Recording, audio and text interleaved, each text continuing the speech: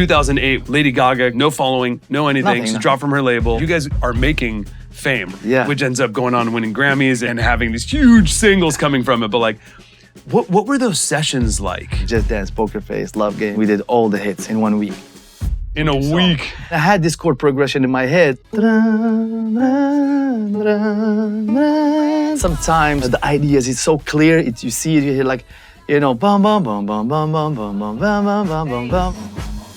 That romance was written on the bus. You know, laptop and headphones. Laptop and headphones. That's it. Oh.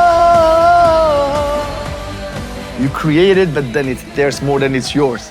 J.Lo, Pitbull. La, la, la, la, la, you know, you gotta give that to the people. You want Pitbull to be like this too, when he's playing live. Pit, I have a record, send it to me. I took my laptop and a mic. He records his vocals in a closet. His closet? He recorded that verse. Nicki Minaj, the Starships. I got a text from Nicki, hey, Red, I want something global. And I'm like, I have the song. Yeah. Because if it's a great song, it will find a home. Yeah. And once it finds the right home, the rest is history. So the anthems have led you to FIFA. I did the official anthem song for Real Madrid. It's awesome. Since I was a kid, they had an old anthem and it didn't have the emotion in it to get the whole stadium shaking. So I always felt like it has to be something better that gets that kind of emotion, you know? Whoa. It's all about the energy. Yeah. So like my advice to many young producers and songwriters and collaborators is go.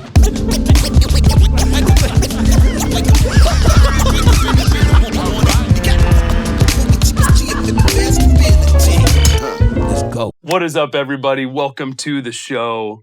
Sitting with me today is a man who has shaped the sound of pop music. His name has been screamed at the top of global anthems, from Lady Gaga to J.Lo, all the way to Pitbull, one of my favorites. Yeah.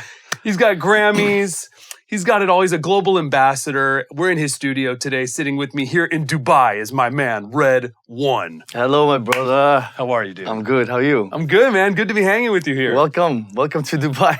Thank you for what we love Dubai. Thank you, brother. But you moved here, so you really love Dubai. Yeah, I love it. Wow. I adore it. So we're going to get to Dubai because I want to talk to you all about your thoughts on it and everything. I've spent a lot of time here. I really like it here. I'm investing my time and energy into building the scene, in which you've done successfully, making music global and having these hits in all these different languages, and we're going to get to that. But I got to take it back. We got to start back with 2008, which is when I first heard of you. Right? Okay. So, Of course, I discovered you when most of, I feel like, America discovered you, because you already were making your name in Scandinavia and Europe and stuff, and of course, Morocco, coming from Morocco. Yeah. So Lady Gaga comes out. She shoots you at the top of the first single, right? Red Wine. So the second I heard that, when I thought you said red wine, and then I looked it up and everybody said red thought she wine. was, yeah, absolutely. It's and then I'm like, who is this guy? Red One. Then that was the beginning. That was my first time hearing your name, right? And really, you know, it's funny because producer tags are so big now in hip hop. Yeah. That was like the first producer tag that I can recall. Well, even though it was sung by the artist. Yeah, it's a beautiful thing. Yeah, I mean, it was Dark Child had it too before me. Oh, true. But it was like Dark Child. Yeah. But with me, it was like Red One. It's like singing it in the hook. Singing it. It's like a chorus. Yeah, exactly. Chorus, dude. Yeah. So what's so great, man? So I remember. So in 2008, I'm born and raised in LA. I was throwing shows. I came home from tour and I started this weekly event at Cinespace in Hollywood. Beautiful. And I did it every single week. And I had all like the new artists coming and playing. And that was where a bunch of artists came up and kind of broke out of, right? Yeah. Lady Gaga plays. I'll never forget that. This was like September or October 2008, right? Yeah, exactly. Right. Just started, yeah. Just starting. Yeah. She played Poker Face. And I was just like, what is this, right? Because, and it's funny now knowing you, because I'm a rock guy. I grew up on rock and roll, right? But I didn't, when I was hearing production, was hearing the production, I didn't assimilate it naturally to rock. But then when you realize it and you deconstruct it, you're like, oh, this is rock with synths. With synths, exactly. That was my formula.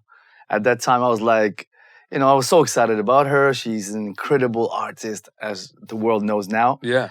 And a songwriter, and she's a full package, you know? Yes. And the sound I had in my head is like exactly doing rock with synths, something that people can understand. You know, at the time, I mean, at one point, like it was like guitars are like a no-no on radio, you know what I mean? So how can you balance that? So synth, like make it sound like, more European, but still with hard drums and with the, open hi-hat and the ride and all of that. So that was the combination, but still the song were like a pop song with a little taste of rock, you know? What I mean? So big choruses, the opening in the chorus with, So that was that. And then the tight verse. The tight verse, closed hi-hat. Exactly.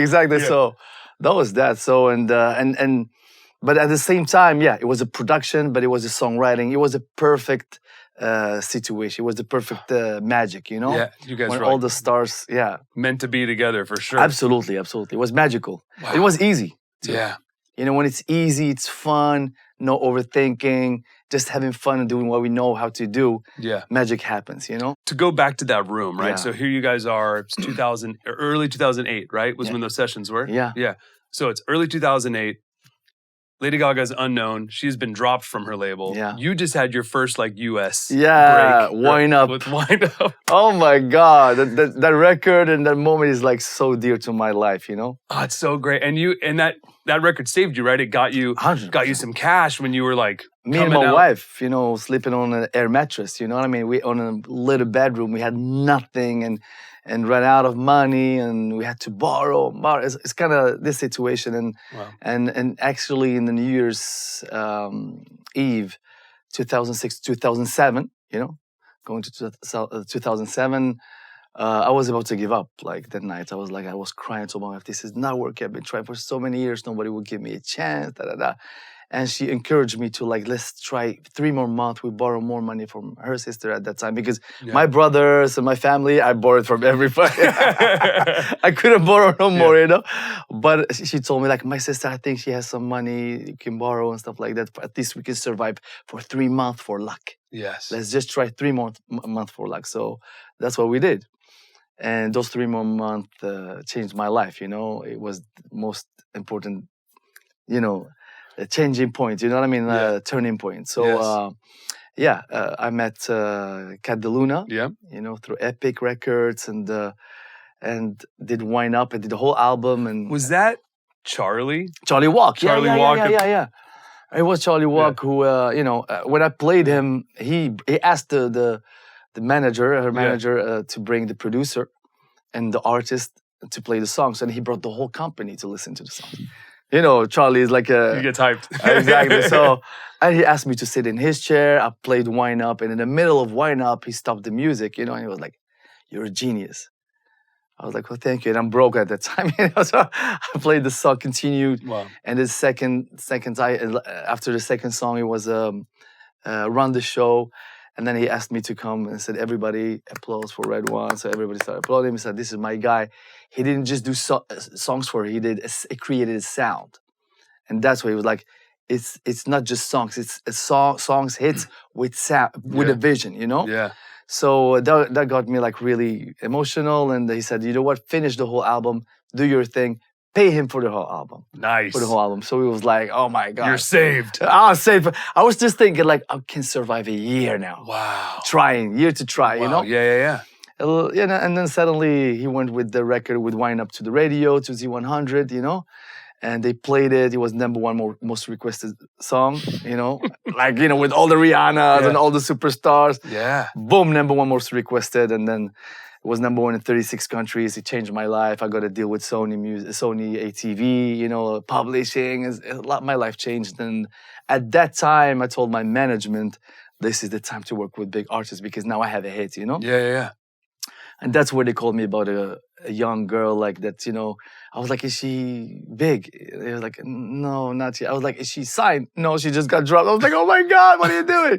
Literally, I knew. Bring me Rihanna. yeah, exactly. But it was Lady Gaga. Yeah. So it was a blessing to have met Lady Gaga because what we did was just historical and it will stay forever. It's a stamp in music history. We changed the music, and she was open to everything I was giving her, the sound and the inspiration and everything, and it was perfect match. It's so crazy to think about because people think overnight success, or when I heard you, I'm like, who's this Red One guy? And now you're just everywhere. And then you stay everywhere forever, right? So, but it's but really, you were already what, 15 years in or 20 years in of like from 91. I was earlier than that, but 91 I went to Sweden, tried to make any music. And I made it from 91 till 97. 2007. Yeah. That's when it happened. That's a long time. From 91, trying. In Sweden.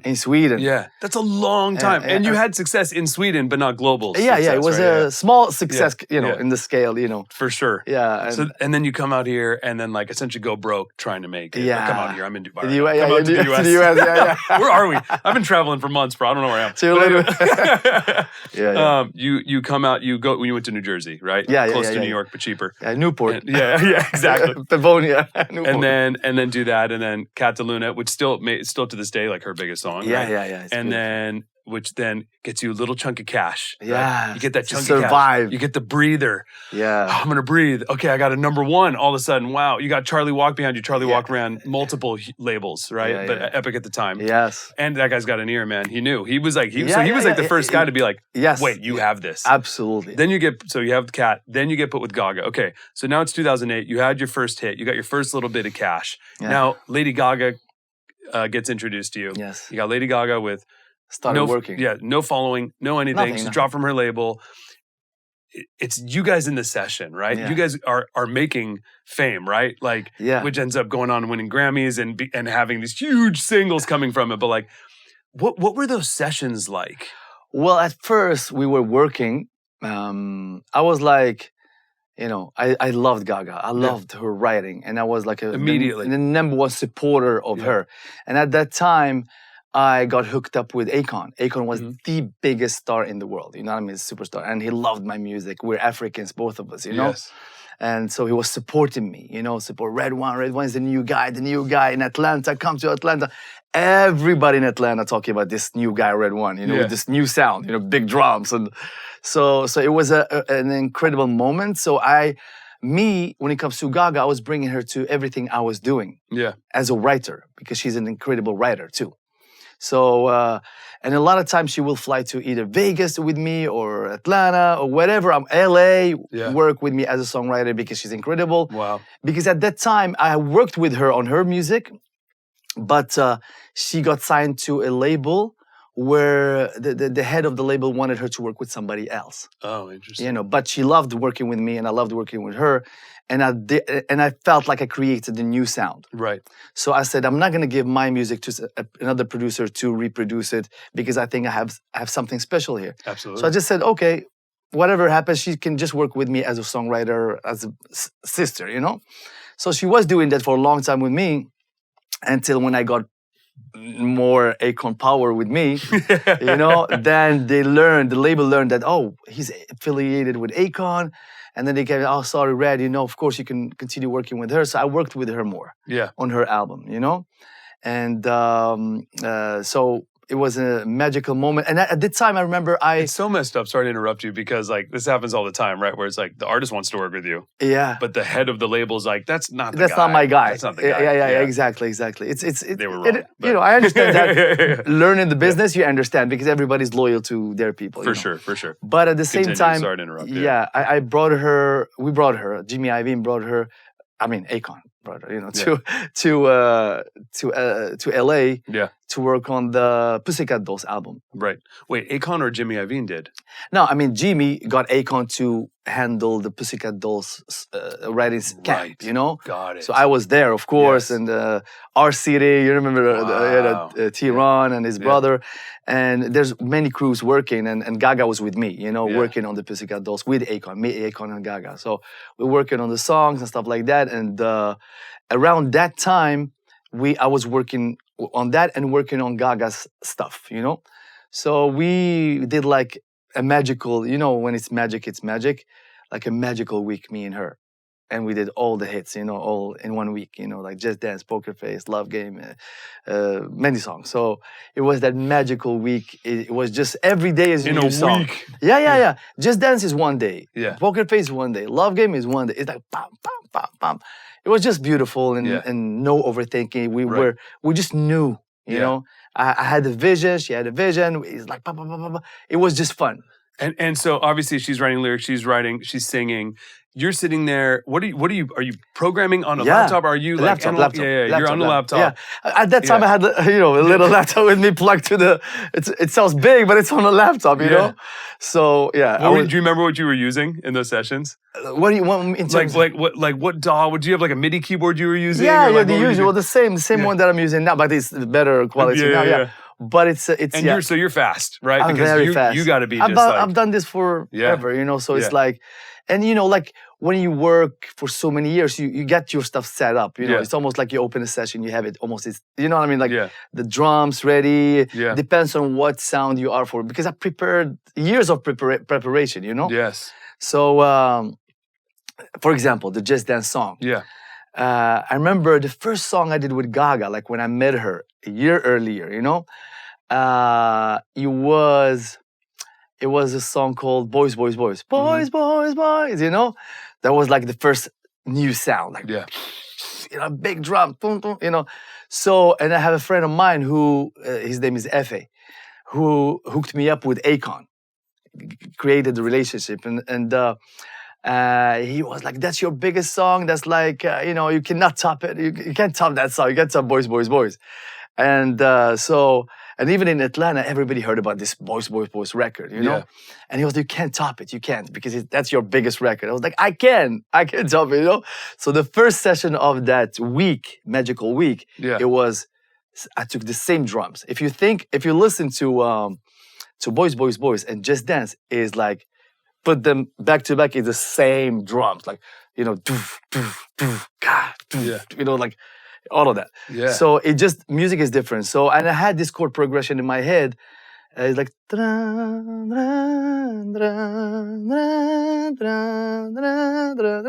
it was like, so I said, I'm going to do those chords, but I'm going to make it do, do, do, do, do, do, do, do, do, do, do, do, do. And it was magical because I haven't heard it like, nobody's used, not that I know, you know, like I haven't heard it on songs. Right. This So it was magical. So I was like, wow. And she's like, oh my God, I love it. Yeah. And it was just yes, dude. Yes. Yeah. So it was a thing. And then I had a little bit of mud. Oh, you know, so all of that. It was just beautiful, you know? And it's so rock and roll, dude. It's so rock and roll. It's like so and then the bass is same thing. Driving. Yeah. So it's a rock song. Yeah. That's dressed in a pop way, you know? Absolutely. Without guitars, and for the world, for the radio to be able to play it, you know, you're thinking about all these things, you know? And so smart. Yeah. Because if it was guitars, it probably wouldn't have gone as far, right? No, it'd be like a rock record, alternative. It'll be alternative, like radio. So a niche. Exactly. And I think it's wrong. I think nowadays with the Spotify's, with all these things, they gotta be open to everything. Yeah. Music is music. The kids, I have an 8-year-old kid, and he listens to rock, to pop, to hip hop, to everything. Yeah. Now they have access to everything. So don't have this thing. No, people doesn't want to listen to this. Who are you to judge what people want and doesn't want to listen to? You know what I mean? Absolutely. Play good music. Yes. You know? Yes. I mean, if the 70s and the 80s were all about guitars, there were people who loved guitars. Yeah. That means that human beings love that sound. Yes. Why do you decide to change it? Don't change. Let people listen to everything. Be fair to all musicians. Absolutely. Right? Absolutely. That's what it is, you know? Yes, dude. And so it was a magical thing. And then Poker Face. Wait, so but right before Poker Face, so with Just Dance, how did when she sang the red one, was that just like vamping when you were tracking, or was she like, I'm gonna go cut that? Like no. So no, it's actually I wanted it there because I wanted to have a tag, you know, on my song. So it was few other sessions before her. It was like this boy band that never happened called Varsity. Okay. I think they are the first ones to say, "Oh, red one," you know, Varsity. And then I did another session with somebody else. It was New Kids on the Block and Gaga. I did the feature with them, you know? So it was like a red one, you know, and New Kids on the Block. And it was another Tammy Chin. Yeah. Red one, Tammy Chin, Tammy Chin. So I love this red one. That's a melody, you know? Yes. So when we were in the recording, Yeah. and I asked her, red one. Yeah. And she did it. And then Akon came and said, come big, and the Gaga, you know? So it was a magical thing. So but the thing is, actually was a red one, Gaga. And then when Akon came, Yeah. he did, it was in between, like red one, come big, Gaga. So that was like the magic first opener. And then it came out and it soared through the universe. Oh and my you all God. rode the wave together of greatness. Yes. Incredible. Calling on musicians, producers, songwriters, engineers, artists. Are you hip to Jamcard? Jamcard is the largest community of vetted professionals in music. The Jamcard app was called LinkedIn for the music industry by Forbes. So with the Jamcard app, you can create an account, say everything about you, who you've worked with in the studio, live, your skills, the gear that you play, whatever you want to show who you are. You can then search for the exact collaborator that you are looking for. You can say, I need a drummer in Los Angeles that plays hip hop that's female. Or I need a songwriter in New York that uses Ableton. Whatever it may be, this is the only place where you can search like that, is the Jamcard app. Plus, in the Jamcard app, there's also tons of opportunities. Every single day, people are getting hired on Jamcard. In the community is also where you'll find out about our event, the Jam Jam, which everyone always wants to go to. So if you want to go to the Jam Jam, you got to get in the Jamcard community to find out about it. So if you're making your living in music already, or you are exceptionally talented and you're ready for the next step, make sure to go to jamcard.com and you can apply to join for free. And if you get accepted into the network, it is free. We do not charge for a membership. So make sure to go jamcard.com and join the best community of music professionals on the planet. So then Poker Face, just another one. Yeah. We were in a zone, you know what I mean? It was a magical zone. Poker Face was the second day. Yeah, wow. You know, we did Bad Romance. No, sorry, Bad Romance. Sorry. Just Dance. Just Dance. Yeah. And so Poker Face, it was almost the same concept, but other drums, more hip hop, like boom, boom, boom. And I wanted to make something like a little bit dark. Dun, dun, dun, dun, dun, dun, dun, dun, dun, dun, dun, dun, dun, dun. Yeah. A little bit has psychedelic. This kind of early 90s like, electronica vibe. Electronica, but has a dark notes, you know? Yeah. So, bum, bum, bum, bum, bum, bum, ba, ba, da, da, da, da. So it was just, you know, when sometimes when it's almost like you have an antenna that's receiving great waves or bad waves. You know what I mean? So sometimes where you're in this beautiful creative energy, great ideas comes and it's so smooth. You just, next sound, you find the sound easy. You find that everything is coming as it was supposed to be like that before you even started it, you know? Yes. And sometimes when the energy is not right, you try to find a sound for hours or for minutes, or like you fight and you can't find what you want, you know? Yes. So at that time, it was that thing. It was like just magical. You know, everything I was looking for was there, you know? Right. It's almost like it was pre-done before me, you know what I mean? And the ideas, it's so clear. You see it, you hear like, you know, bum bum bum bum bum bum bum bum bum bum bum bum bum bum dum dum dum, you know, and then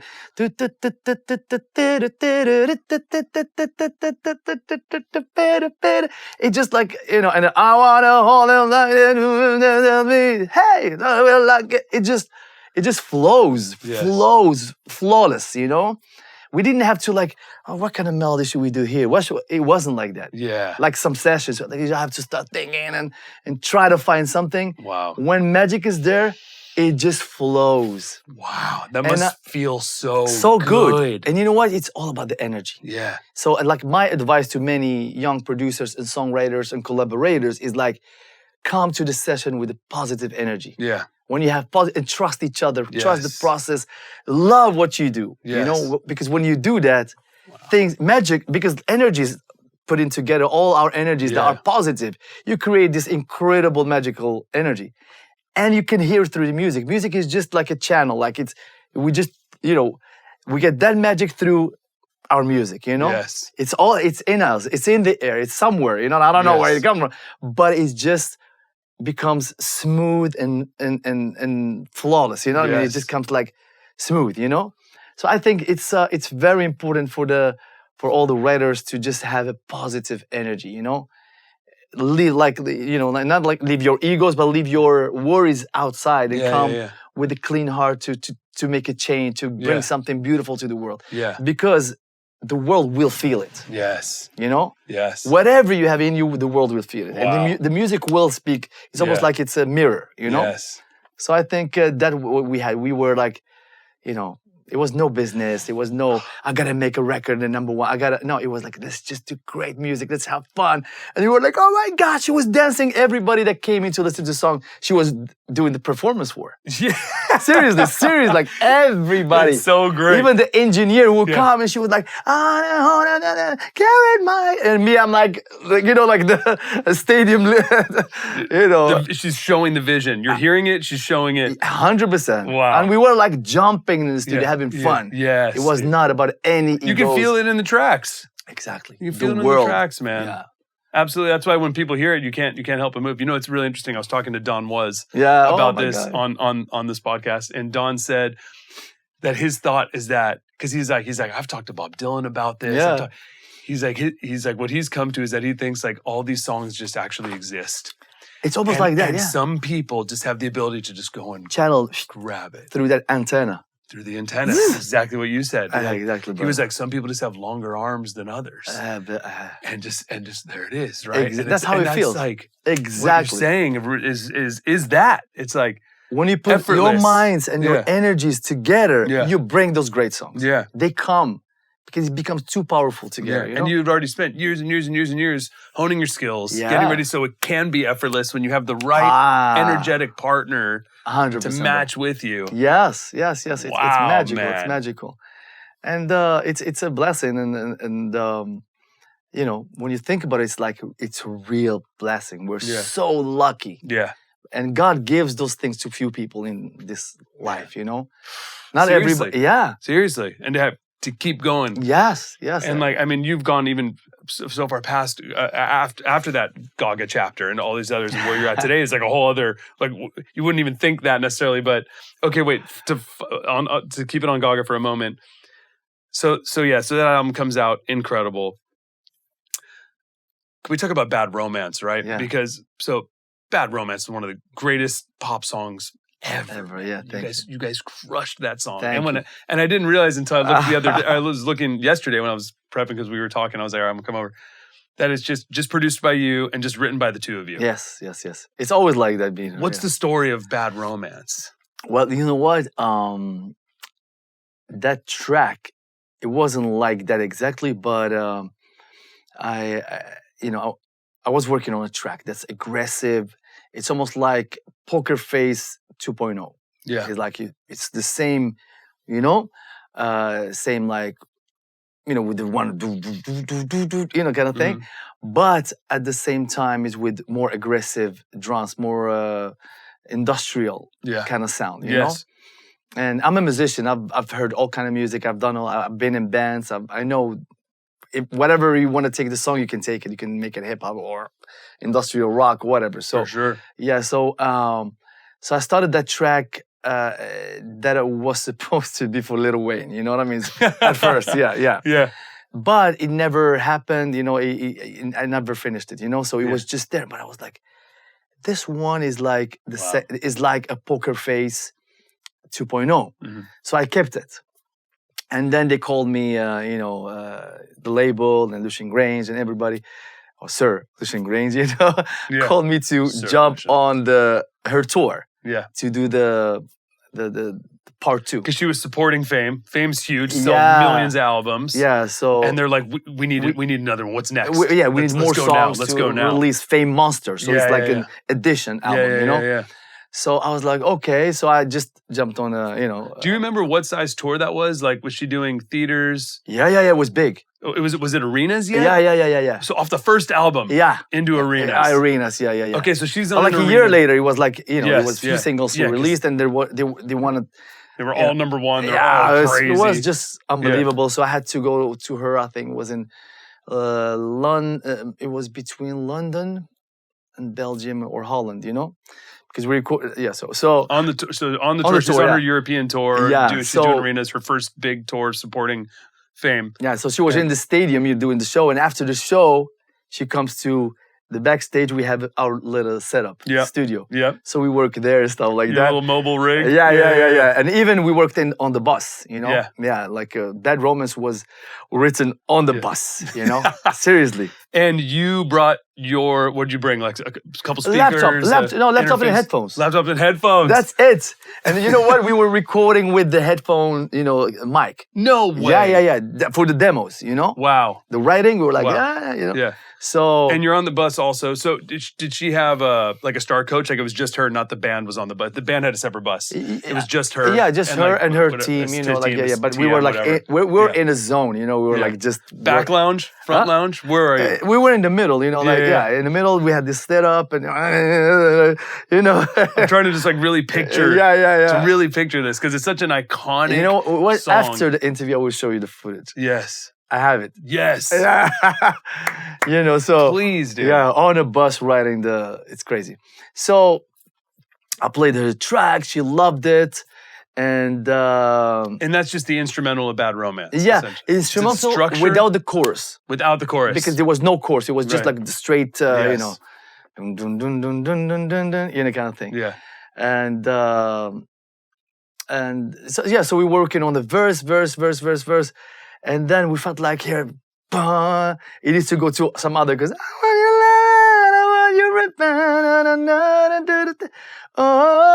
you know. Yeah. So it was that kind of thing. So we did, you know, the verse, and then it felt like it needed a big chorus, you know. So of course I was thinking, okay, what chorus? I heard the F, you know, those chords, you know. So. That happened, and we felt this opening of the chorus, and we started singing melodies. We sing back and forth, and until we nailed it, you know, with the greatest. It was incredible. Like again, it was flawless. It was fun, and I remember the song was named Many Song. There was many because we perfect the lyrics until it's perfect. Yeah. She's the lyricist. Like I'm not. I'm just a facilitator. Like no, I think it can be better. She was like, what about Steel Romance? I'm like, I don't know about Steel Romance. What about this? You know, until it became Bad Romance. Yes, that's like Bad Romance. It's and it has that swag of the song too, the energy. Yeah. Yes, and it was a great thing, and we recorded it, and then I remember. I'll show you the footage. So it was like. But listening, and I'm like, and suddenly while listening to the song, both of us like going like crazy. I heard this. I saw Sweden, festivals in Sweden. In like Sweden are known like they do these festivals in summer. I've played a bunch of them. Yeah. Peace and Love Festival. Yeah. And I just saw people doing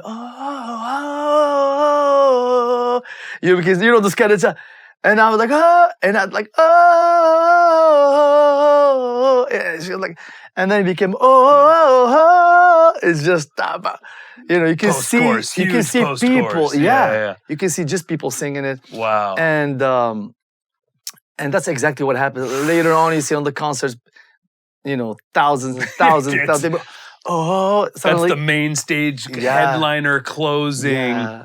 Anthem. That's like the modern day Queen. That's the modern day And it becomes theirs. It's not even yours anymore. It's like you create it, but then it's theirs more than it's yours.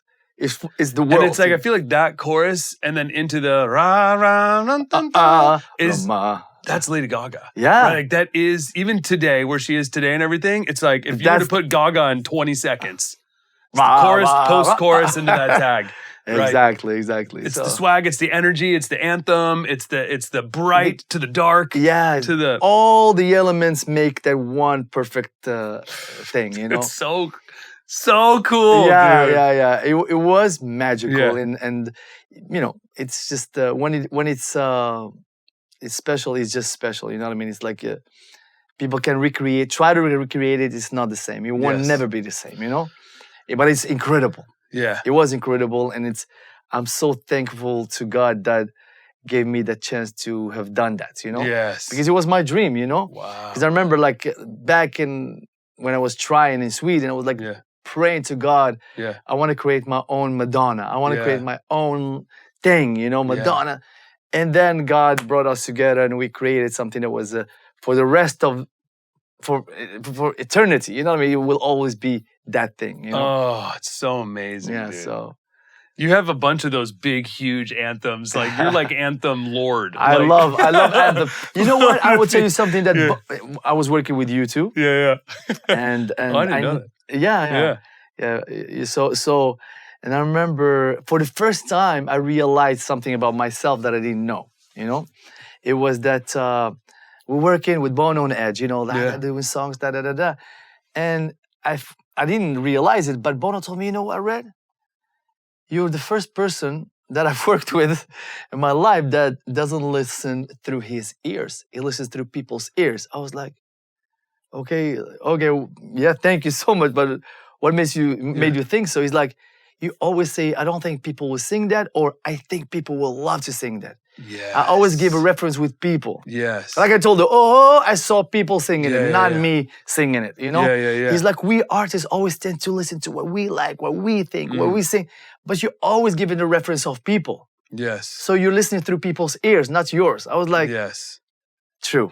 It's true. That's how I measure, would people sing that? Because, you know, I'm a people lover, you know, and that's how I reference it. So it's true. Those anthems, those big choruses, I always imagine people singing them. Yes. Would they sing it or not? So that's what it is, yeah. Have you ever made a product outside of music? Yes, some stuff I'm working on. I feel like you'd be a great product guy. Thank you. Just with that mentality alone, like, and your intention. Yes. Wow. Okay. Well, thank you so much, brother. Thank you. And if you want to make a product, call me. That's all. So I was just in Saudi a few days ago. Oh. I was with J.Lo, right? Oh, J.Lo nice. played we were at the F1, Formula One race. I'm a huge F1 fan. Oh, nice. Are you an F1 fan by chance? I don't know. Okay. I'm, fine. We won't go there. I'm a football, soccer. Okay. Soccer. Oh, I know you are. I know. You're also lord of the football anthems. So I was just with J.Lo and the band in Saudi Arabia. So everywhere I went, I was just like na na na na na na na na na, and I was hearing it so much, and then it was funny. And then I came here and we were texting. And I didn't even realize that was you, dude. No. I swear I did not know that was your song, bro. Oh my God. Like, of course I knew that song. And but you didn't make the connection. I didn't make but then now in analyzing it yesterday, I was like, of course this is your song, dude. This is a red one. And then the big chorus comes. Dude, so J.Lo, Pitbull, Dance the Night Away. Because I was also thinking when I was watching her play, I was like, that's my favorite song. Just play Dance the Night Away. That's what I want to hear. Oh that's what God. the audience wanted to hear too. You know, like just crazy. give us that moment. Shouting out the countries, shouting out Brazil, Morocco. So good, dude. And okay, so I heard that you already had that song. Yeah. So you made a demo essentially of Dance, or what's the story of Dance? The story is like me and this incredible songwriter, Kinda. Yeah. Her name is Kinda from Sweden, like a sister to me. We call her Key. We always loved some 80s songs. Always, we discussed, you love this song, what about this song? So we had few songs that we really wanted to remake them or make new versions of them, you know? One, I won't say what it is because we haven't done it yet. Okay. But one of them was not on the floor, but Lambada. Oh yeah. You know. Yeah. Lambada, because I loved Lambada. She loved Lambada. And she told me, Red, I'm gonna work on some ideas on Lambada. I was like, yes, please do. Yes. And send me the a cappella, whatever you have. Yes. And I'll work on that. So she started the song, she did the verse and that part, so she sent it to me. I was like, oh my God, this is that's incredible. the melody. That's because dance the night away, and she made it into a lyric, so I love that. And that was a song that we had to do together because, so she sent me the rough and I started working on a track immediately. Yeah. I loved it. And then, of course, I made it la, la, la, because you wanted the people Yes, it You was read like one, dude. Of course. You read one that. You have to. You got Because there's another way. It's like a break. Then your love is stay young on the floor. Yes. Na, na, na. And then the da da da da da da la la la la la. You know, you gotta give that to the people. You know. Because you want Pitbull to be like this too when he's playing live. You know what I'm saying? Yeah. Fit, yeah, exactly. So you know, I did the track and I had the song for like 2 years because I really 2 years in my computer, and I'm like somebody was, you know, it was like Rihanna in our head, you know, Rihanna, hopefully, and then I was in Morocco one day and L.A. Reid and Boo, who's Akon's brother, you know, called me. Hey, Red, how you doing, bro? Where are you? I was like, I'm in McDonald's in Morocco. Oh, wow, nice. How are you? It was like, you know, we're working with J.Lo. We want to bring her back. You know, like we're excited because she had the there's a while in while no they hits. were like, and everybody. Once I decided to work with her, nobody, like everybody in the industry. Don't, you're Red One, you can touch your name because she's da-da-da-da. And I didn't listen to anybody, you know. I listened to two people actually who encouraged me to do it, is my wife. You know, she told me she's an icon for us, like that. She just needs one song and she's back again to the top, blah, blah, blah. And another friend of mine who is Martin Kirzenbaum from Interscope Records. You know, it used to be Interscope, head of international, you know. He told me, no, I think if you give her a hit, so I said, you know what? I'm doing it. I don't care. I don't listen to people like that, you know. But you know, so I worked with her, and I did. We finished On the Floor, in New York, and I did the whole album and stuff like that. And the rest is history, you know. And you know, the song happened. It became #1 in 81 countries, and it was the first female ever to reach 1 billion streams. You know, oh no way! Billion views on YouTube. That's first amazing. Female ever. Yeah. So it was a beautiful thing that happened. How did Pitbull get on the track? Yeah, Pitbull is a friend. He's like, he's a brother. So at that time, like, Pit, I have a record. Send it to me. I have a Mark Anthony, you know, Rain Over Me. Send it to me. Boom. And he just do it and it becomes, boom, #1, you know, like, it was just trust, you know, when you have trust and you have friendship and brotherhood, things are very easy, you know what I mean? You just say, hey, I have a record, I need your... So he cut it. He cut it on his own. Yeah. No, actually, I flew to him, to Miami. And he has this closet.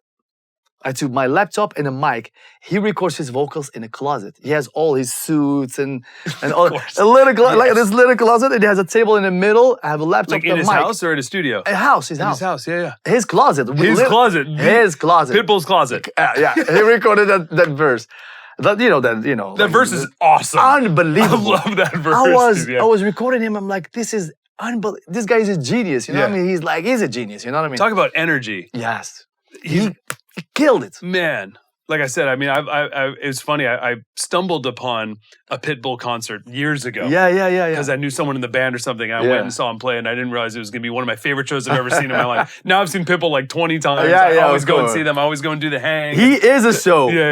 He's a show. And then you got the most baddest ones. You got the girls. You got the awesome band. So I'm just like, let's go. I want to be back. I want to hang. I love this band. Go see Pitbull live together. But so Pitbull in his closet at home. Killed it. What's Pitbull's energy like when he's tracking vocals? Incredible. It's like his show energy. He lives the moment. He's an honest artist. He delivers with honesty, with love, with passion, with everything. He's performing. You don't feel like he's doing it because it's a job. No, he's not. Like, he gives his love, his best, his everything, you know? And you can feel it because once you hear his energy and lyrics and all these hits that he has made in his life, it's not just acting, it's a real thing. It's all about the energy and the rhyming and how he delivers the message. He takes it to another level. Whatever message you have, he takes it to another level. So honestly, it was a beautiful moment to really live that moment next to him doing that verse. Because on the Rain Over Me, for example, I just sent it to him. He recorded it and sent it to me. But On the Floor, I was there in his closet. This legendary closet. You know? With your laptop? And your headphones? My headphones, laptop, and a mic. A mic on the table, you know? It was just unbelievable. He killed it. And he's so fast too. Yeah. It's not like he has to really, really write and sit down. And is he like improvising? Yeah, improvising, and he's like, the more he's singing it, and he's rapping his parts, is like he coming up with new. He's like, well, let's do one more time, and then he adds, and it quick, very quick. And then does he look at you and be like, "This song? He's like, this is fire. This is he feels it. He's like, this is fire. This is crazy," and it was true. The song was fire, and shake the world, and like all the countries. It's like was #1 in 81 countries. Like everywhere you go, on the floor is like the big. And can I choose something? Like look how many years now has passed. Yeah. I still hear it everywhere I go in the world. Everywhere. It's a global anthem. Yes, dude. It's a global anthem. It's a blessing. It probably is. I mean, it's got to be one of the 10 songs that led you to FIFA. It's like that made FIFA be like this guy. Yeah. Well, it's It's a beautiful thing. Like honestly, like I love anthems. I love big songs. I love people singing the songs, not just feeling cool. I want them to like a rock concert. When you went to Metallica or any big rock bands, Yeah. You go like even from the Kiss moments. I wasn't on the concert of Kiss when I was young, but like it's like those kind of big songs that you have the whole stadium jumping. That's what I love. That's what I want. Sorry to interrupt. Just 1 second. There's a 50% chance that you are not subscribed to this channel yet. Half of our viewers watch the show every week and are not yet subscribed. So if you're enjoying the show, one way that you could support us for free that we'd really appreciate it is just to subscribe, follow us on whatever channel you're watching this, and we would appreciate it so much. I promise you, we will do everything we can to keep this show going and add more awesome guests every single week. So that is it. Please like, subscribe, and share. Thank you so much. Back to the show. So I feel like these all kind of transition nicely to each other because like another anthem moment and another like pop song for what I wouldn't expect such a major song to be. Or major key, like is Nicki Minaj, Starships, right? Yes. I feel like when I was listening to Nicki, I would loved how bad she was, how angry she was, all this stuff, right? So Nicki Minaj, Starships, her biggest song. Yeah. I love that song. And that was another one of your songs that you had already had? Yes. That's another Red One demo sitting there waiting for the right time? It's Red One, Carl and Rami, and, so it was like a team, thing. Yeah. So, and I had the song. I had that song for a little bit, and Nicki called you being like, I want a song, like, what happens? Yeah. It was made, I wanted to play it for another artist. I'm not going to say who that. And I played it for the artist. I was like, I have a #1 record for you. This is crazy. This is a beautiful song. And I played it for her, and she's like, "No, I don't like it." I was like, "Is she a rapper?" No. You don't need to. Because you wouldn't expect it to be for a rapper. Yeah. Exactly. It's like it has a cool rap, whatever. So, and she's like, "I'm not sure." I'm like, "Trust me, this is a big song. This is a good song." She's like, "No." Yeah. And I was like, "Okay." And then I was flying. I was in an airport somewhere, and I got a text from Nicki. "Hey, Red, do you have anything international? I've done the US. I want to tour the world. I want something global." And I'm like, Starship. I was like, you know what? I think I do. I have the song. Yeah. She's like, can you send it to me now? I was like, okay. So I'll do Wi-Fi. I was like, okay. At the airport. You're in the laptop again. Yeah. Open the laptop. And you know what? Yes, I sent it to her like at that moment. And she told me, "Oh my God, I love it. I want to cut it right now. Where are you?" I was like, I was in Europe, I think in France or something. I was like, yeah, but like I'm not going to be able to record it now because he told me, "Do you have an engineer?" He's like, "Yes, my engineer is in LA. Trevor Muzzy." He became a big guy too. Yeah. So I was like, okay, he's there. And I connected them together. Immediately, she went, cut it, killed it. She fixed. That day. She would kind of that day or the day after. Right there. Just made the connection immediately. She was in it like boom, and he was so fast. He came out so fast. Right after she recorded it, like a few weeks later, the song is out. Is #1, boom, all over the world. Whoa, the biggest hit. Yeah. And the funny thing, I got a call from that artist who said, "No, I heard my record on the radio." My record. Yeah, I was like, "What record?" I was shocked because I didn't make. She told me, Starship was like, "You said no." No, I never said no. I was like, you did. You said no. I don't. That's not. Play me something else. And it was like that, just like that. So. Whoa! When you sent Starships to Nicki, did you have the chorus already? Yeah. It was. Yeah. It was. Yeah. It was. Just not her rap verse. It was. Yeah. Exactly. Yeah. It was honestly some of the rap was there. You know. Whoa. Some of the rap was there even. Yeah. Some of the. Yeah. It's as she. So and then she rewrote some stuff and made it her own. You know. Yeah. Of course. And and she wrote the whole second verse because we didn't have the second verse. You know. So she wrote that, and it had the drop and everything. Everything. Whoa! Yeah. That's like a bomb just sitting there, waiting to explode. Exactly. So that's why I always think, like, when you have a great song, don't worry about it if people don't like it at a certain time. Yeah. Because if it's a great song, it will find a home. Yeah. And once it finds the right home, the rest is history. Don't give it to somebody just to give it to somebody. You know, sit on it, relax, calma. Wow. You know, I feel like you off camera showed me another bomb too when I sat down in here. That'll explode. But inshallah. So how often are you making these demos not for or maybe with an artist in mind, but not with an artist versus that Gaga style originally being with them and making a song together from scratch? Yeah, well, you know, I'm not in LA anymore. Yeah. So it's not the same thing. Right. LA, you have access to artists, Dubai, the songwriters. Yeah. Here is different, you know. They're doing different kind of music, different thing. So here, but everyone's coming through now. Yeah, people they come here now. People are funneling through. Yeah. I just had becoming the circuit. Yeah. Yeah, I just had Tyrone Thomas, you know, the guy who did Pate. You know, he was just here for like 10 days. We were writing new songs and stuff like that. I had Carmen Reese. She's an incredible writer too. And so people are coming here like, Red, we heard you have a studio in Dubai. You know, I'm coming. So it's getting like that. So I like that. Yeah. And anyways, I have some songwriters outside, you know, my friends. I send them demos, you know, send them stuff, ideas, and they write back. And so like that. So nowadays it's like everything is online, you know. Yeah. That works too. So most of what you're doing right now is kind of just like you're building songs, now I started again. I had a little break. I did the World Cup in Qatar. I did some stuff for the region. I had some hits here for the love, you know. Because I still think the business is not really developed in terms of copyrights and stuff like that. But they are working on that, you know. Working on making the pipes. All of the you know. So it's things are happening right now, getting better and better. But yes, there is ways to work here internationally and stuff like that. So now again, I'm working a little bit more. Okay, so now so the anthems have led you to this incredible position with FIFA. Yes. Right. So what are you, the music director, head of music at FIFA? Like entertainment, head of music entertainment. Head of music and entertainment. Sick. So it was like, you know. Sick. So you did Qatar World Cup. Yeah, that's what I did. Yeah, that was incredible. You were producing that album. Yes.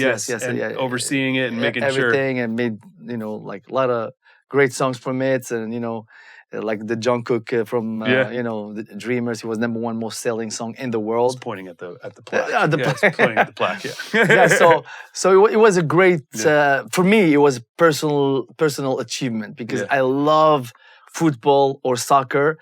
You know, I love it's football. Yeah, exactly. You know, it's football. Yeah, we're in Dubai. Yeah, exactly.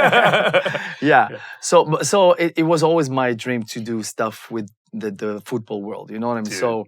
So for me to do music and football is the same because the crowd of the football are chanting those kind of songs, big songs, you know, like the whole time. Yeah, exactly. They got their own chants. Each team's got chants. And stuff like that. So it's they're very close, and that's my way of thinking too when it comes to music is the crowd, you know, and the emotion in football I love, and I was a big fan since I was a baby. It's got to be this is the dream gig for you. Yes, it was. It was like it was incredible experience, and I had the trust of both Qatari government and FIFA, and especially Gianni Infantino, who's the president, who's giving me a lot of trust, a lot of love, him and his family and everything. So it was a beautiful moment to do music for something that you love the most. You know what I mean? You know. So the album's great. Yeah, thank you. It's like it caught my attention, right? And I was like, once again, not knowing it was you, just being like, just to see him being like, this is really well done. Thank you. with love. Yeah. Made with love. Made with love. Made with someone that really, really cares. See, for me, that would be like the F1 call. Exactly. Yeah. I've gotten to do music for like F1 Las Vegas and stuff like that. So I'm manifesting, waiting for like the F1. Yes. Maybe that's in 10 years. It will happen. Yeah, yeah. If you put your mind into it and you work for it, it will happen. Absolutely. Just believe it and see it. Absolutely. So that's what happened for me. And the football thing. The first thing I did in football, it was Real Madrid. Yeah. Real Madrid is the biggest team in the history. Yes. What did you do? I did the official anthem song for Real Madrid. It's awesome. It's almost impossible, but it was possible. It's crazy. It's really crazy, And the thing is, like, since I was a kid, because 5 years, my whole family is a Real Madrid family. Wow, bro. So since I was a kid, they had an old anthem, Yeah. And I swear, like, this is before me doing music. I always felt like that anthem was too happy, and it didn't have the emotion in it to get the whole stadium shaking, and especially making the other team shake or nervous. trouble. Yeah. Nervous. So I always felt like it has to be something better that gets that kind of emotion. Whoa. So when I became Red One and did all the hits, then I went back to the love, Real Madrid. Yeah. Through friends, and I'm friends of Cristiano Ronaldo and Sergio Ramos and a lot of players, Yeah.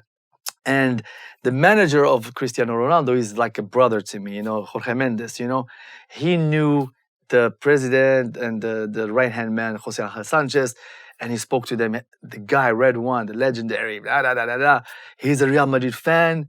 And what's funny, like, they knew who I was. Yeah, nice. With my music. And they're like, oh my God, he's a They were like, Red One. Exactly. And so they said, let's meet him. And at that time, I had the song already prepared, Of course you did, dude. Of course. Of course you did. So how it started, and the manager of Cristiano, Jorge Mendes, I called him, I told him, brother, I have an incredible anthem for Real Madrid. It will shake the world. It will shake the world. And he said, okay. So he came and listened to it. Even, the Ronaldo, everybody, they're like, oh my God, this is massive. Like, they can imagine the whole stadium, the world singing it. So, and then he called the president and the right-hand man, Jose Angel Sanchez, said, like, you got to meet Red One. So I met them. And I told him, I have a song, I'm going to play for you, and it's this. And I remember I played it for Jose Angel Sanchez just through headphones. It was like, oh my God.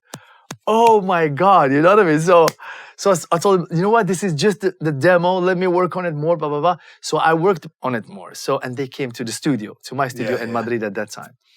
When they came to the studio, when I played, I did a video of Real Madrid playing, winning the Champions League, winning all this stuff, and hearing the song, Madrid, Madrid, Madrid, a la Madrid, y nada más, a la Madrid, And I remember, I swear to God, the guys were hugging me like they won the Champions League.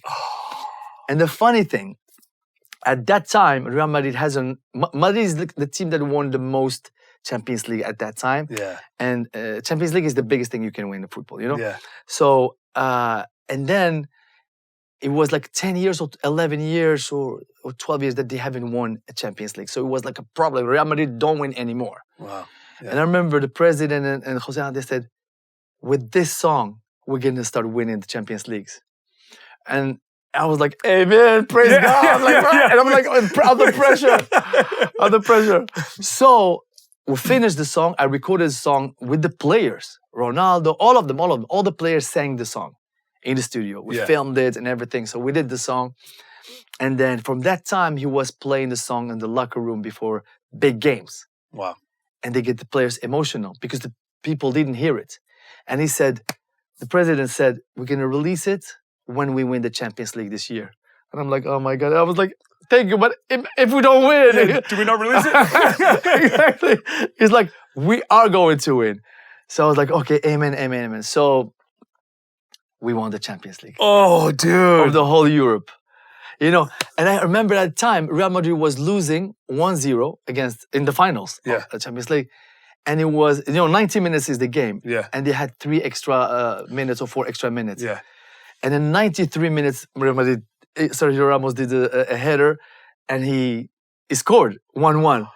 And I remember I almost fainted because I thought it was done. The game was about to end, and we scored the 1-1. And then they did the extra times. 1, 2, 3, 4. Like Real Madrid won the Champions League. And the song came out the next day. Oh, the next day. Because the pressure for you, because you're just a fan. So you just want them to win just because you're a fan. You're like, the pressure that football builds. Yes. And you're like, and then also knowing if they win, this unlocks my anthem. The history. To make my dream come true. Of my family's favorite team. Yes.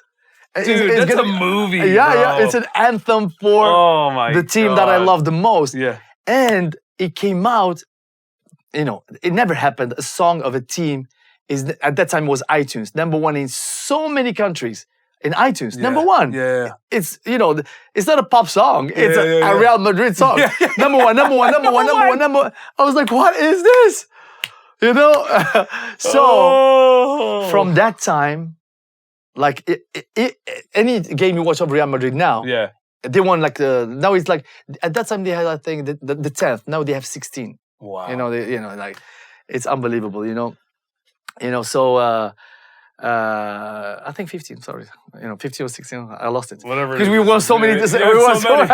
In 10 years, we won 6. Yes, we won 6 in 10 years. That's crazy. In 10 years, 6 Champions Leagues. Crazy. And it's been, so the president said you brought us a lot of luck and everything, so we won a lot of things after that. Wow. And for me now, even now watching the game scene, before they start, entering the stadium, you hear the whole 90,000 people singing it all together. 90,000 people. It's just unbelievable. Thank you, God. Thank you. God's been good to you, bro. It's beautiful. God's been good to you, and you appreciate it, man. It's beautiful. Yes, it's a blessing. It's a blessing. I would love to talk about your relationship with your wife. Yeah, okay. Because you guys, how long have you been together now? Since 2001, I think. It's a long time. Yeah, it's a long time. 24 years. 24 years. So you've been together since before you made it. Way before. Way before you made it. She was the one that told you, keep going. Yeah. She was there with me, yeah. And the good thing, like, what I appreciate about that, like, I saw the worst moments of my life. Because, before you are really, really married, you can struggle. I slept on floors. I slept on the kitchen of a kebab store in Stockholm. That was illegal. I was sleeping on the kitchen just to survive. Wow. I didn't want to go to Morocco as a loser. I said, I came from a good family and I left everything to make it in music. So I was like, I'll die and not going back as a loser because it took me a lot to convince my family to really let me do music, Yeah. So when I went to Sweden, so I went through all of the tough moments you can imagine. But when you're alone, it's you only. It's like, I can take the, But when you're married, it's like a responsibility as a man. You want to provide, you want to this. So it's really tough to not be able to provide as a man, Yeah. And she left everything. She's like a lawyer, and she left everything for me and came with me to America. And here we are having only an air mattress, and nothing else, and just surviving. And so I saw her in the worst moments you can see, Yeah. And she was really good to me, really, really, really like supportive. Why? That how you gonna make it? Don't worry, blah blah blah. Doesn't matter. We were making fun of how we were living, What I mean? So, like funny, it's a funny thing, not like making fun of it in a negative way, but we're laughing at this crazy situation we are in, Yeah. So it was never like, what is this life kind of thing. It was never like that. So I can never forget that. Like I love her for that and for her overall. But I saw the worst moments, how she handled the worst moments in her marriage, Which is the like ultimate test. Sometimes we had to run away from the landlord like all the time, hiding to not see him face to face. 2 months didn't pay the rent, money for food, it's just survival mode constantly. But we were laughing all the time, and it's like it's okay, And then when I gave up, she said, "Don't. I know my sister has some money. We borrow." Wow. We borrowed $3,800, to survive for 3 months. She said, 3 months, just for like, if it doesn't happen, she told me, it's not you're nobody. You are somebody in Sweden. Yeah. You are somebody in Holland, in Europe. You can always get work in Europe. So it's not the end of the You world. can always go back to that. Yes. Like, come on, she said, go. let's try 3 more months. So, Wow, so it's a blessing, you know. Wow. You know, of course, every relationships go through tough times. It's not like perfect. Nothing is perfect. There's no perfect in life. It's ups and downs, ups and downs. It's just the way you handle the ups and downs, you know. Yes. And always trying to find a middle. You know, don't let it go too much down. Just balance it. Sometimes she brings me down. Sometimes I bring her down. Yeah. It's a balance. So if you find that balance and you're always thankful to God for what you have, God will give you a blessed life to go, you know, all the way, you know. Because you guys went from the hardest times ever of like having no money and sleeping on the floor and all that stuff. But then also like, you know, with the success that you have and money comes and that's great. But then also like other problems come, right? Like a lot. Crazy fame does weird things. Yes. So like how did you then make it through that? Like now I feel like it's just normal to you. And now it's balanced. It's been 15 years or whatever. Yes. But like it was tough. It was tough because it's a lot of, you know, when my life switched from nobody knowing you to Red One, you know, all of the people that you knew a little bit or you kind of knew started calling you. Everybody, and even the people that you knew a little bit start calling you. Everybody wants help. Of course, my nature, I do my best to help as much as I can. And the mistake I did is I helped wrong people. Some wrong people I really loved. I thought I loved them. They proved themselves wrong. They really backstabbed me so bad, like you cannot imagine. That sucks. And that's the only thing that you can say regret. That's the only thing that I made mistake with, you know, trusted the wrong people, you know, and, but you know, like it's part of everything. Like again, life is not beautiful always. It's ups and downs. You just have to manage to survive and have, you know, closer to the middle, you know? Do you have any rules that you guys have? Like, for example, one thing for me is like, I travel a lot, right? But I don't want to be away from my partner for more than 3 weeks. Yeah. You know, 3 weeks, that's great. the max. That's great. You know, so that's one of my like rules. Same here. And especially with the kids. Every time somebody is with the kids, either me or her. Nice. We can never leave the kids like just gone, because she's a businesswoman. She does fashion. She has a lot of, you know, she go to manufacturing, all of that. So we always stay with the kids as much as we can, like, or they go with us. If, you know, like if we have to do something together, they go with us. I don't care. They are with us. That's why we chose homeschooling, to be honest with you. Nice. Because we want to spend as much time as possible with them, because it's, you know, you have to make a choice. Either you are in it or not. You said 16 and 8 are their ages? One 16 years old and one 8 years old, yes. But the rule is to try to be with them as much as possible, try to be together as much as possible, and not let, you know, life, because if you follow life, you get lost. Told you gotta, you know, go back to the roots. Roots, have your thing, you know, and balance it, you know. We're in Dubai. Yeah. Why did you move to Dubai? I moved to Dubai. I used to come here on vacation with Ronaldo again. Ronaldo and Jorge Mendes, you know. They are the first ones to introduce me to Dubai, you know. Oh, you have to come with us to Dubai. It's a beautiful place. So I started coming here, and me and my wife. And where were you living at the time? LA. Oh, so you came here from LA? Yeah. Wow. Okay, sorry, continue. Love that flight, dude. Just love it's sitting a long in that flight. But I love that Emirates flight. Or the Qatar Airways flight is great too. They're both great. It's beautiful. So it's close to Morocco because you know, and I love Morocco. Morocco is like the best place on earth. You know, like for me. You know, it's just that I'm blessed. I love Morocco, and I'm a little bit too famous there. You know, so when I go to Morocco, I can You're the king. No. Bless the king. We have one king. You know, you're the king of music. No, so I am going, when I go to Morocco, I love it, you know. But for the 2 months, like 2 months of summer is in Morocco, like it's a must. Like July, August is Morocco all the way. I don't care about nothing, you know. Amazing. But like a lot of people, whatever I do, people recognize me, know me, want to talk to me.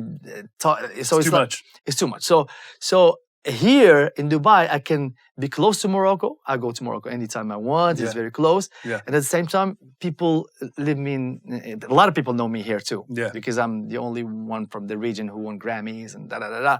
And I made a difference kind of thing. But they kind of let you go. And here, it's very international. Yeah. It's like, the locals are 8%. The rest is people from entirely America, expats. all over the world. Crazy. Americans, English, German, Spanish, French, African, all of it. Yeah. So it means that here I'm more under the radar. Yeah. And I love that. I love being here.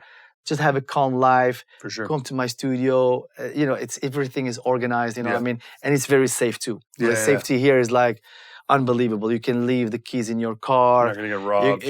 You never. It's like you forget your wallet like in anywhere. Yeah. Go for an hour, come back, and you find it. Yes. It's not gone. Your money is there. Your credit cards are there. You can have the door of your house open for a few months. Nobody. Seriously. Since I have kids and stuff like that, it's important for me. Yeah. To have that kind of thing here, and so that's why I chose Dubai. And it's you feel like you are everywhere in the world, because here there are all kinds of people, all kinds of restaurants, anything you can imagine in the world is here. Yeah, for sure. Plus the safety, so it's perfect for me. And and they love having you here. I'm sure they're golden visa. They gave me golden visa. I think I was the first one to get it. That's awesome. When they started with it. Yeah. But yes, and it's a beautiful place, and again, Morocco is very close to me, and so I'm happy being here. I've been spending a bunch of time out here in the last few years. It's beautiful. And it's really fun. And I want to talk to you about like the music scene, because obviously like the local music scene is huge. It's like growing. It's growing. The infrastructure is being built right now. There's being built. It's being built. The Americans and the Brits are coming. BMI, like Sony, everybody's coming here. So which is great, because it's about time. But there still hasn't been like these the breakout artists yet, right? In the region, yes. Right, but for the region globally, for the Arabic-speaking people, yes. But it hasn't broken to the American market like that, or the international like that same way. What is some advice that you would give to an artist in the MENA region? Because I know a lot of them have the ambition to be global, right? Yes. What is some advice you would give to them on either mentality or something that they could take to try to, because I want this MENA global artist. I think it's about, it will happen, eventually will happen, because like any cultural movement, it has to start somewhere. So before they were only focused on the region only. They didn't care about what was happening internationally. Now with the globalization of everything, music and taste, and so the kids of today here, even in Morocco is very advanced when it comes to music. Like a lot of people from here, they go to Morocco to get tracks, to get beats and music and lyrics and everything, because Morocco is very international country and very cultural mixed country, and we always been absorbing everything that was coming from all countries, So but what I'm talking, when you talk about the MENA region, and the African music, it has its identity. It has, but now these kids are taking it to the next level, mixing it with the music they are loving from all over the world. Again, with, like I said, with the globalization of Spotify's and all these kind of things, the kids have access to everything, So then you start getting the mixes of cultures, So I think the best way for them is like, take what you have from here and mix it with whatever is going in the world, for you to be able to translate it to the ears of the world. Absolutely. If you come with something totally different that you haven't heard, they cannot even move to, they won't understand. Yes. But if you mix it nicely, they'll be like, oh, that's like this, but it's different. That's the trick, Absolutely nailed it. Listen, go do that. The hits await you. Just make a Red One anthem. That's all you have to do. That's it. Final thing I just want to touch on a little bit. What are your thoughts on AI with music right now? I think it's positive. Because it facilitates a lot. Yeah. But at the same time, I definitely advise kids and musicians to really study music, to understand, music, you know, to really learn the chords, learn the intervals, learn the technique, everything that real all, you know, the musicians, all we had to do. Just because if you are to utilize AI will give you something, but you want they decide for you. Yes. The AI decides for you 100%. Yes. But if you can get inspiration by AI and make it your own, it's going to have a human touch, which nobody can do. It's like, it's something, we humans have something that's very unique. Every human has something unique in it. Yeah. So bring something unique you have in you. Yeah. Maybe utilizing AI to facilitate some inspiration, maybe, you know? Sure, but don't rely, because if don't rely rely on AI, we die. Yeah. We are done. Yeah. Because that's it. You know, we become zombies, you know what I mean? Yeah. But we are unique. We are special. We are creativity. Look at all these songs through history. Beautiful music came from humans. Absolutely. So let's not kill that. Yes. Let's work with AI, but keep who we are, you know, keep transmitting the love that God gave us. God gave us something special. Dude, that's so great. Thank you for hanging out, man. Thank you, brother, so great for coming to see here. you. Thank you for coming all the way. All the way. I'll be coming back here. Yes. I love Dubai. This is your studio anytime. Let's go. We're going to make a global anthem right now. Let's do that. Let's go. One love. Red one. Go with Elmo. Go with Elmo. Go with Elmo. Go with Elmo. Go with Elmo. Go with Elmo. Go with Elmo. This is the stuff, man.